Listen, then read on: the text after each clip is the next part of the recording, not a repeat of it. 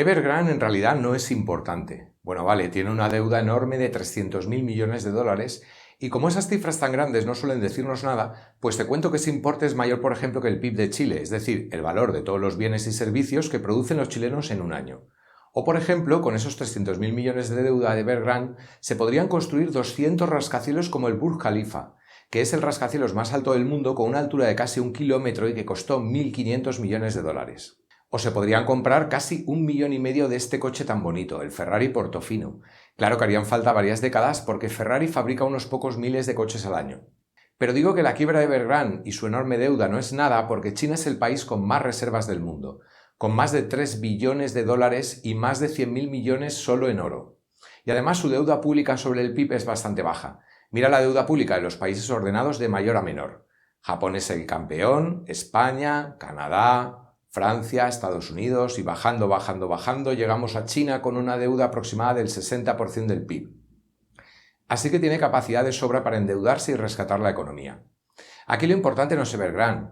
Aquí lo importante es si se ha desarrollado una burbuja inmobiliaria en China y la quiebra de Evergrande pudiera ser una pista, un síntoma de que el boom inmobiliario de China toca su fin. Si esto fuera así, el crecimiento de China se vería muy mermado durante los próximos años, porque la construcción tiene un peso de más del 30% de toda la economía, muy superior al peso que alcanzó la construcción en España entre 2006 y 2007 y que, como sabemos, fue el fin del boom inmobiliario en España.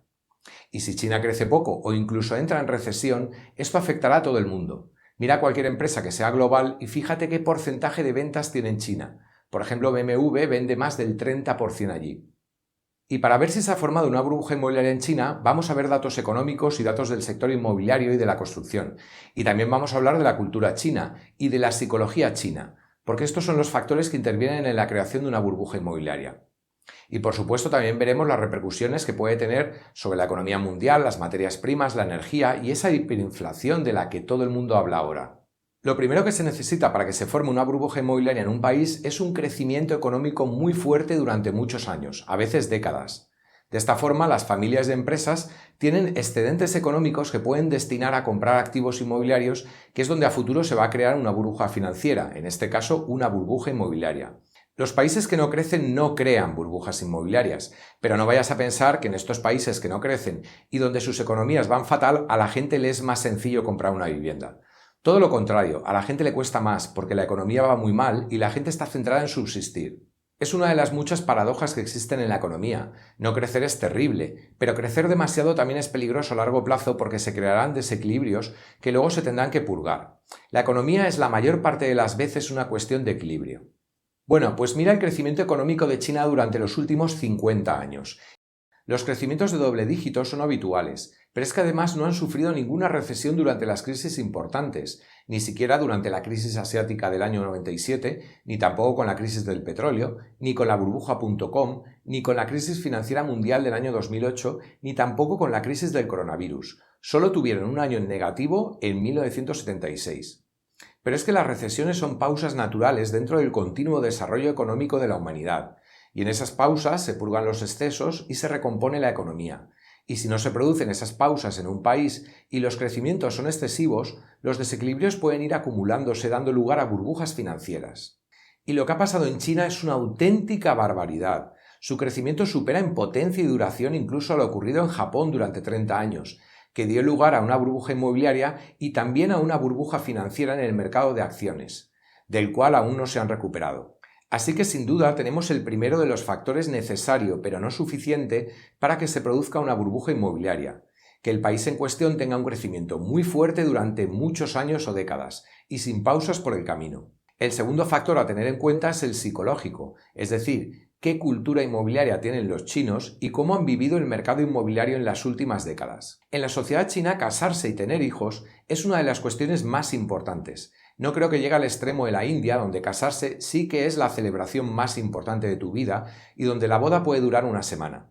Pero casarse no es tan fácil como en el mundo occidental. En España, México, Colombia, Argentina, casarse es básicamente una decisión de dos personas. Pero en China hay muchas más barreras y requiere más esfuerzo, sobre todo económico. La sociedad china es patriarcal, materialista y jerarquizada por edad. El respeto hacia los mayores es absoluto, y no casarse es una de las peores faltas de respeto hacia los padres y un auténtico fracaso personal. Pero luego está el tema económico. El novio y su familia tienen que ser capaces de demostrar a la novia y su familia que el candidato va a ser capaz de darle una buena vida a su mujer y su descendencia. De hecho, si el novio no es capaz de comprar una vivienda, lo va a tener bastante difícil para casarse. Todo esto se lleva con mucha naturalidad, y la primera vez que formalmente el novio va a casa de la novia, es muy normal que los padres de ella reciban al novio con un interrogatorio y le hagan preguntas del tipo cuánto gana, si ya ha comprado vivienda y cuánto dinero tiene su familia. Pero es que además en China hay más hombres que mujeres, lo que resulta bastante extraño. Algo bastante estándar es que la población femenina sea de entre un 2 a un 4% superior a la masculina, también por una cuestión de esperanza de vida. Pues en China tenemos un 5% más de hombres que de mujeres. En el otro extremo tendríamos a Rusia, donde hay un 15% más de mujeres que hombres. Así que en China la competencia entre hombres es alta para casarse y no fracasar socialmente. Y la diferencia entre ser un hombre funcional socialmente a no serlo puede estar en la compra de una vivienda, tal cual. China es uno de los países donde las personas antes se convierten en propietarios, y lo normal es comprar una vivienda antes de los 30. Y si no puedes comprar una ni siquiera con ayuda de tus padres, pues tendrás que irte a una ciudad o población de menor rango donde los precios sean más baratos. De hecho, hay un dicho en China relacionado con la construcción que dice y que significa si quieres prosperar antes hay que construir carreteras. Recuerda que una burbuja inmobiliaria no se basa solo en la construcción de viviendas.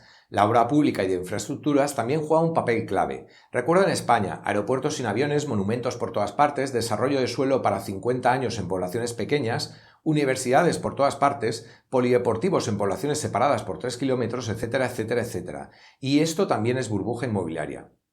Ahora escucharás que el gobierno chino quiere pinchar la burbuja y acabar con la especulación. Pero esto es propaganda barata. La realidad es que el gobierno central y los gobiernos locales han fomentado desde hace muchas décadas la inversión en inmobiliaria. En especial a partir del año 2008 con la crisis financiera mundial, porque China se dio cuenta que las ventas a Occidente iban a caer en picado. Es decir, ya no podían confiar tanto en las exportaciones como motor de crecimiento. Así que decidieron que el crecimiento tenía que venir de dentro del país. Y para esto nada mejor que el sector de la construcción, que es intensivo en mano de obra y crea mucho empleo, consume todo tipo de materiales y mucha energía. Por ponerte además un ejemplo de la política gubernamental, las personas que migran a otras ciudades muchas veces tienen problemas para registrarse en la ciudad, y esto impide que sus hijos puedan ir a los colegios públicos. Esto es una tragedia en un país donde consideran importantísima la educación. Pues bien, hay una cosa que facilita todo muchísimo a la hora de poder registrarte en la ciudad. ¿A qué te lo imaginas? Pues sí, eso, comprar una vivienda. Como puedes ver, la vivienda y el mercado inmobiliario ya no solo han sido una cuestión económica, sino cultural y política también. Y estos tres factores son un combustible muy potente para un boom inmobiliario. Y todo ello acompañado de un crecimiento brutal de más de 50 años. Recuerda que aquello de las ciudades fantasma en China, donde nadie vive pero todas las viviendas estaban vendidas, lo escuchábamos allá por el año 2012. Y ese es un gran problema, porque lo que quiere decir es que hay un gran porcentaje de compradores inversores que no necesitan vivienda realmente. Mira las segundas y terceras viviendas, suponen casi el 90%. Solamente un 13% de las viviendas vendidas son compradas por una familia que la necesita para vivir. Puede que esta se convierta en la madre de todas las burbujas inmobiliarias a lo largo de la historia. Y ya no solo en términos absolutos, porque China es un país con una población enorme, sino también en términos relativos. Hoy en día, por ponerte dos ejemplos, China consume el 50% del cobre del mundo, mientras que Estados Unidos no llega al 10%, y también consume casi el 50% del acero del mundo. ¿Qué va a pasar con el precio de muchas materias primas y materiales de construcción cuando llegue el fin del boom inmobiliario en China? Déjame tu opinión en los comentarios y dale un like si te está gustando el vídeo. Un gran indicador de que existe una gran burbuja inmobiliaria en China es que el esfuerzo económico que un ciudadano chino tiene que hacer para comprar una vivienda es el mayor de todos los países del mundo. Necesita 146 años de media para terminar de pagar la vivienda, lo que no tiene ningún sentido, a no ser que alcancemos la inmortalidad, y más aún cuando el suelo sobre el que se construye es una concesión del Estado chino a 70 años. Otro gran indicativo de que existe una gran burbuja inmobiliaria en China es la escasa rentabilidad vía alquiler en la mayor parte de las ciudades chinas. Es decir, en el mejor de los casos puedes obtener un 1 y pico por cien de rentabilidad, como se ve en la gráfica en rojo. Si compras la vivienda con un préstamo hipotecario, al ser el tipo de interés mucho más alto que el 1 y pico por cien, estarías perdiendo dinero y tu única posibilidad de que fuera una operación rentable es seguir confiando en que el precio de la vivienda subirá en el futuro. Esto no tiene ningún sentido financiero. Pagar un importe de intereses mayor que la rentabilidad que obtienes alquilando la vivienda en medio de una burbuja inmobiliaria es una operación ruinosa. También puedes ver en esta gráfica lo cara que resulta una ciudad para sus habitantes. Puedes echar un vistazo también a Buenos Aires, Bogotá, Santiago de Chile, Montevideo, Lima, Ciudad de México y Madrid. En esta otra comparativa puedes ver el peso que ha alcanzado el sector de la construcción sobre el total de la economía en otras burbujas inmobiliarias. Por desgracia, esta gráfica solo llega al año 2016, pero sospecho que este porcentaje ha ido aumentando estos últimos 5 años. ¿Por qué? Pues por el aumento de los últimos años de las ventas de Evergrande, la promotora inmobiliaria líder, y por el aumento del consumo de materias primas, como hemos visto antes en un par de ejemplos. ¿Quién sabe qué porcentaje sobre el total de la economía ha alcanzado el sector inmobiliario de la construcción actualmente? ¿Y qué repercusiones puede tener todo esto para el mundo? ¿Se puede contagiar una burbuja inmobiliaria a otro país?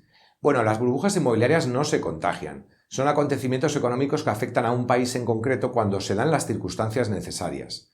Otra cuestión es que cualquier burbuja inmobiliaria, a la postre, no es más que una burbuja financiera o de deuda, y esto sí que se puede contagiar a otras economías, como pasó con Estados Unidos y su fórmula de empaquetar los créditos inmobiliarios de 2008, que se vendieron por todo el mundo. Pero el sector financiero en China es sobre todo público, y ya hemos visto que el Estado tiene capacidad para rescatar la economía si esto se le va de las manos, así que todo queda en casa. Otra cosa bien distinta es que cuando se pinche la burbuja, más pronto que tarde, el sector inmobiliario de la construcción caerá, y ya no resultará interesante para esos inversores inmobiliarios, que como hemos visto son el 90% de los compradores. Y si cae el sector que representa entre el 30 y el 40% de la economía, mucho me temo que las probabilidades de que China entre en recesión son altas, y como mínimo podemos esperar un crecimiento muy bajo para los siguientes años. Y esto sí es duro para el resto del mundo, sobre todo si viniera acompañado de otra posible recesión, la de Estados Unidos, que lleva un ciclo económico expansivo más largo de su historia, con 13 años. Por otro lado, la más que probable bajada de consumo de muchas materias primas y energía por parte de China es una fuerza opuesta a la inflación, esa con la que ahora nos tienen asustados. Sin duda, los próximos 2 años van a ser muy interesantes. Es imposible hacer un pronóstico global porque entran en juego muchísimas variables, pero parece que nos encontramos en un auténtico fin de ciclo en Estados Unidos y China, las dos economías más importantes, y además en China acompañada de una burbuja inmobiliaria. Por otro lado, ten en cuenta que si vives en Latinoamérica o España, ninguno de nuestros países se enfrenta a un fin de ciclo, aunque lo que ocurre en Estados Unidos y China vaya a afectarnos, como es normal, en una economía tan globalizada como la actual. Si te gustan estos contenidos sobre el sector inmobiliario, construcción, marketing inmobiliario y promoción inmobiliaria, suscríbete al canal y nos vemos en el próximo vídeo.